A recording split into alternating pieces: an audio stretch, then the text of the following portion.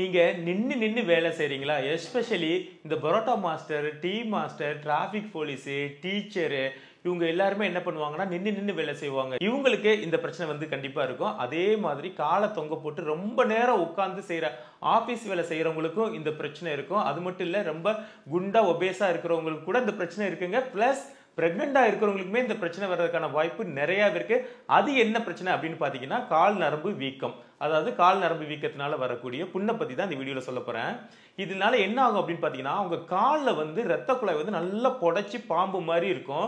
லேடிஸ்க்கு பாத்தீங்கன்னா spider Wayne சொல்லக்கூடிய தொடைப்பகுதியில பாத்தீங்கன்னா அப்படியே சின்ன சின்னதா ரெட் கலர்ல அப்படியே நரம்பு சுருள் எல்லா இடத்துலயுமே இருக்கும்.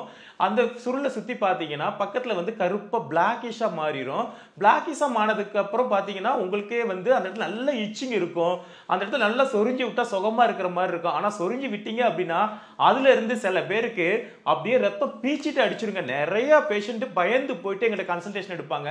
நார்மலா ரத்த குழாய் சுருள் இருந்துச்சு, குளிச்சிட்டு இருந்தேன், லேசா அழுக்கு போன்னு தேய்ச்சா அப்படியே வெடிச்சிருச்சுன்னு சொல்லுவாங்க. ஏன் அப்படின்னா ரத்த குழாயில உள்ள இருக்கிற ரத்தம் தேங்கி தேங்கி அந்த பிரஷர்னால வந்து அது வெடிச்சு வருது. உதாரணத்துக்கு ஒரு பலூன் இருக்கு, இந்த பலூன் வந்து நம்ம ஊதிக்கிட்டே இருக்கிறோம்.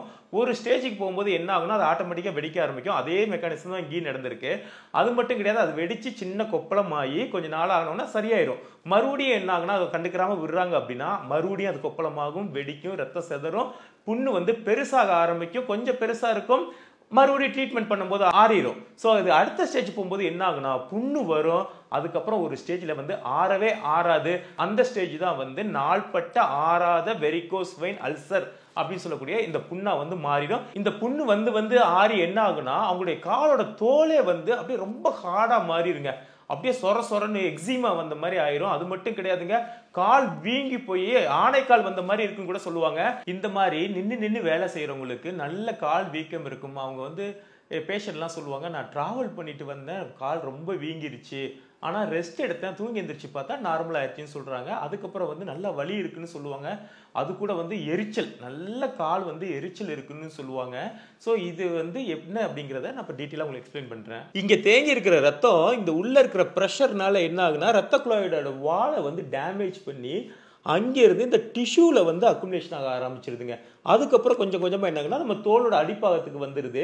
ஸோ இந்த சமயத்துல தான் என்ன ஆகுதுன்னா சில பேர் சொரிஞ்சு விடுறாங்க, இல்லை லைட்டா இடிச்சுக்கிறாங்க, இல்லை அழுக்கு தேய்க்கணும்னு சொல்லி தேய்ச்சி குளிக்கும் போது என்ன ஆகுனா ரத்தம் வந்து பீறிட்டு அடிச்சிருதுங்க, ஃபுல்லா லீக் ஆயிருது.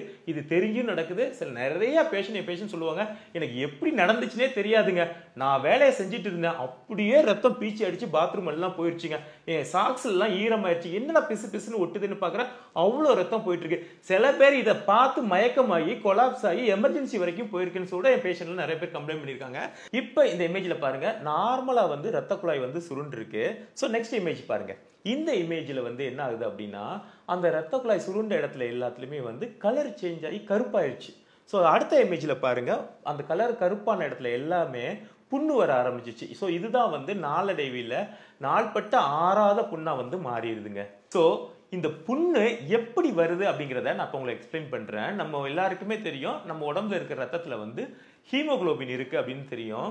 ஸோ இந்த ரத்தம் வந்து இங்க தேங்குறதுனால என்ன ஆகுது அப்படின்னா இந்த ஹீமோகுளோபின் ஆக்சுவலா அதுக்கு முன்னாடி எப்போதுமே ரன்னிங்லேயே இருக்கணும். ஸோ நம்ம நுரையீரலுக்கு போகணும், ஆக்சிஜன் எடுக்கணும், எல்லா இடங்களுக்கும் ஆக்சிஜன் வரணும், அது வந்து ஹெல்த்தியா இருக்கணும். இந்த ஹீமோகுளோபின் என்ன ஆகுதுன்னா இங்கேயே தேங்கிடுது, மேல போய் ஆக்சிஜன் பெற்று சுத்திகரிக்கப்படுறதே கிடையாதுங்க.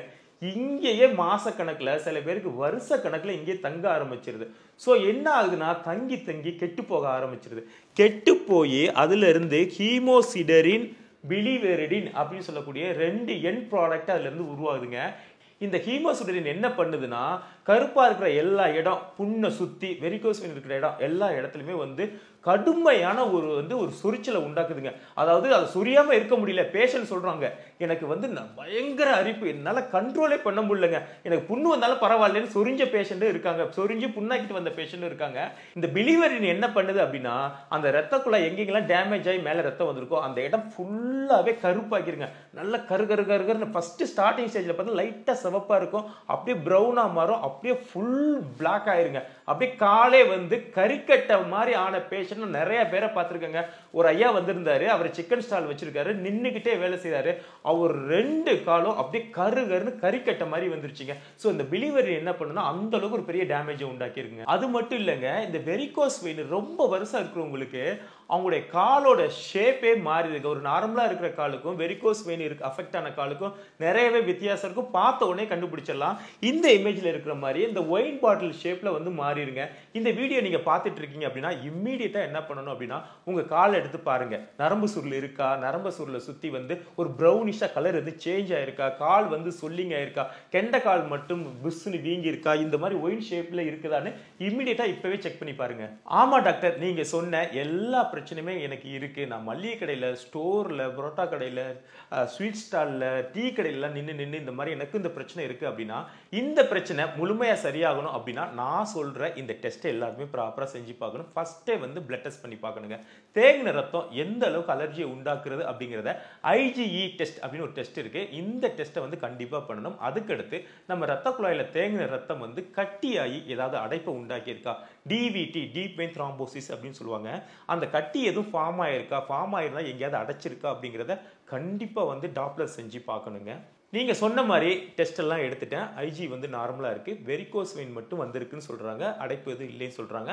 ஃபர்ஸ்ட் ஸ்டேஜ்னு ரிப்போர்ட் வந்துருச்சு. ஸோ இதை வந்து நான் எப்படி வந்து தடுக்கலாம் அப்படின்னு பார்த்தீங்க அப்படின்னா நீங்க என்ன பண்ணணும் அப்படின்னா ஒரு நாளைக்கு 20 நிமிஷம் காலை வந்து செவத்துல வந்து தூக்கி வச்சுக்கிட்டு கீழே வந்து ஃபிளாட்டா படுத்திருக்கணும். ஸோ கால் மேல் நோக்கி இருக்கும்போது என்ன ஆகும், நம்ம கிராவிட்டினால மேலே இருக்கிற தேங்கின கெட்ட ரத்தம் எல்லாமே ஸ்லோவா கீழே இடுப்பு நோக்கி வர ஆரம்பிக்கும்.